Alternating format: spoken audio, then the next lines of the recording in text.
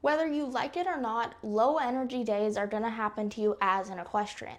And as an equestrian life coach, I want to encourage you to practice ahimsa, non-harming, and support yourself with loving kindness even on the days that you have low energy, because these are some of the best days for building connection with your horse. So let's backtrack and get a little more clarity on what I mean by low energy days. This might be a physical thing for you. Maybe you're sore like I am after the winter solstice and you just did 108 sun salutations. Your shoulders might be a little sore. So if you're like me, I am not really wanting to ride. Even grooming kind of activates all of those muscles and I'm just really sore and it doesn't feel great, right? Maybe the low energy comes from a mental place and you're just not feeling your best. And so you might need to move slower. You might need to do less to help honor where your mental health is at. So these low energy days may even be applied to how your horse is feeling. Our horses change every single day. And some days they have a lot of energy and other days they have really low energy.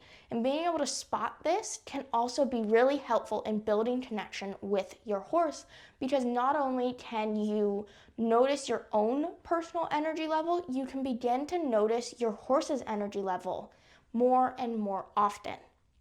So I want to apply the idea of ahimsa from our last episode, that's episode 22, to this episode. And really make sure that you as an equestrian are using ahimsa, especially on your low energy days. There is no need to beat yourself up on the days that you just don't feel 100%.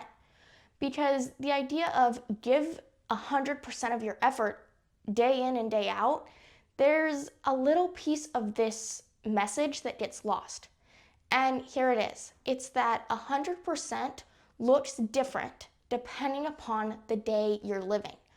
You might be struggling with depression one day, and so your 100% might look like just getting out to the barn and being able to sit there for a few minutes. But your 100% on a day you're feeling really good and you're in a stable mental health place might look like being ready to take a lesson and going for a long ride, really committing to all the things you could do with your horse. And there's this spectrum between the two different energy days that equestrians will, throughout their time as an equestrian, kind of see every single day possible. So applying ahimsa to these low energy days allows you to take a breath and acknowledge that it's okay to not feel like you have all the energy in the world every time you come out to the barn. Because being an equestrian, that's not what it's all about. Being an equestrian means owning who you are and incorporating the horse care, the horse life, into who you are as a person. And so that's where the equestrian lifestyle comes into play, and applying ahimsa should be relatively simple. And it's simple but not easy. But here's the thing, ahimsa and being able to apply ahimsa non-harming is a skill. It's one that can be developed over time by intentionally deciding whether the choices you are making are helpful or harmful to yourself and to your horse. This is especially important on those low energy days when you just might not have everything you normally have in you. So looking at these low energy days, a piece from psychology that I really like is this idea of outcome expectations and being able to adjust what the expectation is for a particular outcome based upon how you're feeling. And so for these low energy days, as an equestrian, it's so very important that you adjust your outcome expectations for that particular day. It does not mean you have to change the projection of the next year with your horse, the next week, whatever you're focusing on in the next month. No, it just means you're changing your expectations for yourself and your horse on that very day based upon how you're feeling.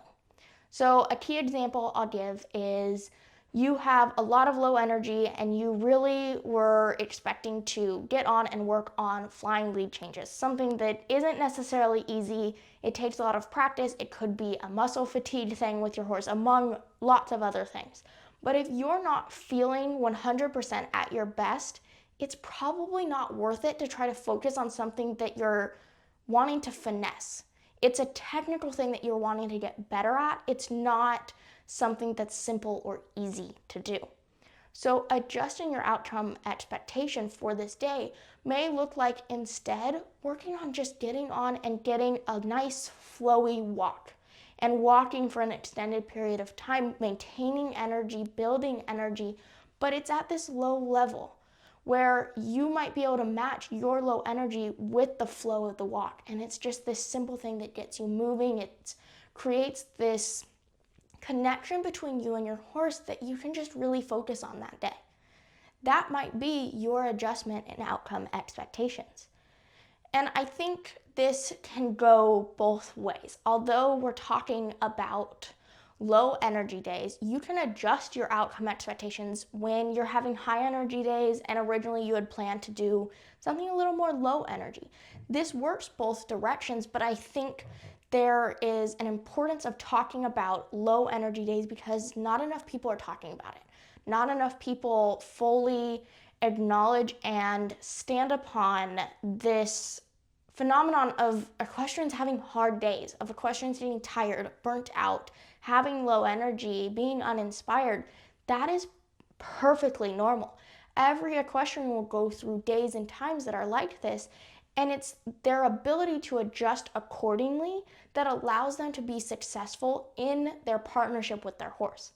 It's this ability to adjust accordingly that keeps them from hurting or harming the connection they're trying to build with their horse.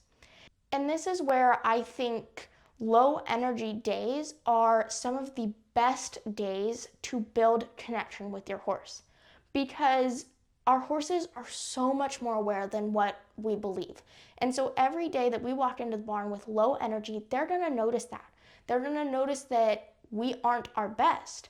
And so by adjusting your outcome expectations, practicing ahimsa, and applying this idea of non-harming on the days that you're low energy, your horse is going to notice that you're aware of your energy and you're adjusting. They might not know you're adjusting the plan, but they're going to notice that you're moving in alignment with how you feel. And this means that you're going to be more aware and more intentional as a rider. This level of awareness and intentionality is what allows for your connection with your horse to grow, because you're still going to be fully present, even if what presence means today looks different than what presence means yesterday. Now, for those of you who are in a training program and can't necessarily reschedule lessons, maybe it looks like noticing that you're feeling a little off, and maybe you choose to talk to your trainer and ask to ride in a less advanced lesson. Maybe you can still participate, but because it's less advanced, you can focus on stuff that you already are very capable in doing, because it's not novel, it's not new, but you're still taking part in the lesson. Your trainer might say something that you haven't heard in a while, or something that you haven't heard said that way before, and it might be this little click that leads to a whole enlightened moment for you. But it's because you are aware enough to notice, hey, I don't have the energy to ride in the intermediate or advanced lesson, and so I'd rather take a step back today and ride in the beginner lesson. So that's just one way that you can practice ahimsa and intentionality on the days that you have low energy, when your training program has a set schedule and you lack the flexibility of canceling a lesson or moving it to another day. If you're looking for more information on how to build connection with your horse, follow this account, follow us on Instagram, and hop on over to the Callebaut Yoga website. Right now, we are taking participants' applications for a connection workshop in late January, specifically on January 24th. If you are looking for more, if you want to know a little bit more about this workshop, subscribe to the email list. This way, you'll get VIP access to all of the upcoming programs, including this workshop, as well as little newsletters and informationals about what's to come from Callebaut Yoga and from me as an equestrian life coach. Thank you for watching, and I hope you have a great rest of your day.